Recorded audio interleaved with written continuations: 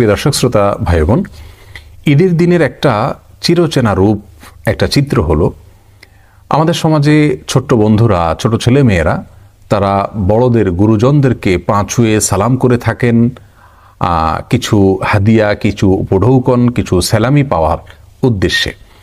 তো এই পা ছুঁয়ে সালাম করে সালামি কালেকশন করা এটা জায়েজ আছে কিনা, অথবা অনেক মুরব্বীকে দেখা যায়, অনেক বড়দেরকে দেখা যায় তারা ছোটদেরকে সালাম, পা ছুঁয়ে সালাম দিতে বাধ্য করেন, তারপরে তাদেরকে সালামি দেন, তা না হলে সালামি দেন না।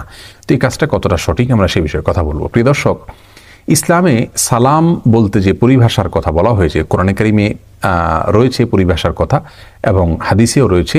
আল্লাহ সুবহানাহু ওয়া তাআলা কোরআনে বলেছেন, ইদা হুয়িতুম বিতাহিয়াতিন ফাহাইয়ু বিআহসানা মিনহা আও রুদ্দুহা। তোমাদেরকে কেউ যদি কোনো অভিবাদন জানায়, সালাম পেশ করে, তাহলে সে যে ভাষায় সালাম পেশ করেছে তুমি সেই ভাষায় তাকে সালাম ফিরিয়ে দাও, জবাব দাও, ফিরতি সালাম দাও, অথবা তার চাইতে বেটার বা তার চাইতে আরও উত্তম শব্দ ব্যবহার করে তাকে সালামের জবাব দাও। রাসূল করিম সাল্লাল্লাহু আলাইহি ওয়াসাল্লাম সালাম দিতে আমাদেরকে নির্দেশ করেছেন। চিনি না, যে কোনো মানুষকে, চেনা অচেনা সব মানুষকে সালাম দেওয়ার নির্দেশ তিনি করেছেন। সালাম মুখ দিয়ে উচ্চারণ করে একজন আরেকজনের শান্তি কামনা করে দোয়া করা হয়, সেটাই হলো সালাম।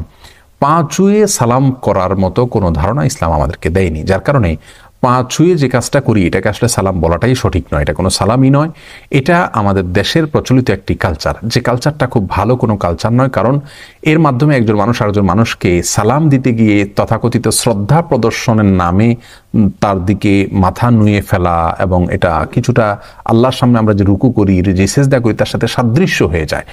তো কোনো মানুষকে সম্মান দেখাতে গিয়ে আল্লাহর জন্য আমরা যেভাবে সম্মান নিবেদন করি সেইভাবে সম্মান নিবেদন করা, এটা আমাদের তাওহীদের সঙ্গে যায় না। সেই জায়গা থেকে পা ছুঁয়ে সালাম দেওয়া এটা সুন্নাহ বিরোধী কাজ, এটা অনুত্তম কাজ, এটা ভুল কাজ, এটা শিরকের সাথে সাদৃশ্যপূর্ণ কাজ। আমি শিরক সরাসরি বলছি না, শিরকের সাথে সাদৃশ্যপূর্ণ কাজ, বিধায় এটা আমাদের পরিহার করা উচিত। ঈদের সালামি পাওয়ার জন্য, ঈদের জন্য কিছু হাদিয়া উপঢৌকন কালেকশন করার জন্য বাচ্চারা বড়দেরকে সালাম পেশ করলে তারা সালামের জবাব দিবেন, জবাব দিয়ে তাদেরকে কিছু উপঢৌকন দিবেন, এটা আমাদের দেশের একটা কালচার, একটা সংস্কৃতি, কোনদের সাথে কোনো সংঘর্ষের নাই।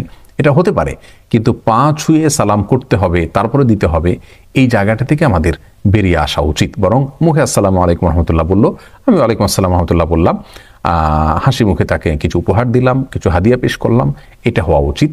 আর বাচ্চাদেরকেও সালাম, পা ছুঁয়ে সালাম দিতে বাধ্য করা উচিত না, বরং তাদের শেখানো উচিত যে না, পা ছুঁয়ে সালাম নয়, পা ছুঁয়ে সালাম করতে গেলে তুমি মাথা নত হতে হয়, এ মাথা শুধুমাত্র আল্লাহর জন্য নত করা, এটাই একজন মুসলিমের জন্য ইসলাম কর্তৃক নির্দেশিত। বিধায় আমরা পা ছুঁয়ে সালাম দিয়ে সম্মানই নেওয়া, অথবা পা ছুঁয়ে সালাম করার পর সম্মানই দেওয়া, এই কালচার থেকে আমরা বের হয়ে আসার চেষ্টা করব। আল্লাহ সুবহানাহু ওয়া তাআলা আমাদের সবাইকে সেই তৌফিক দান করুন।